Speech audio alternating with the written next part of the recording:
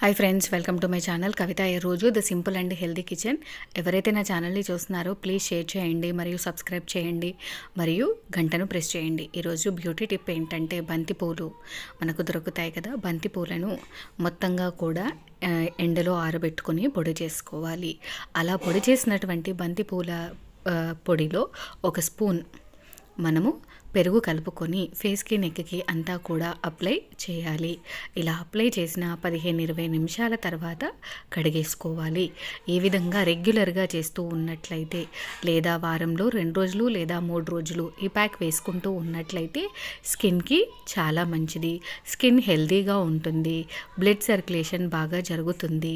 ఇది అన్ని రకాల స్కిన్ వాళ్ళకు సూట్ అవుతుంది. ఎలాంటి సైడ్ ఎఫెక్ట్స్ ఉండవు. మనం ఇంట్లోనే ఈజీగా అవైలబుల్గా చేసుకోవచ్చు.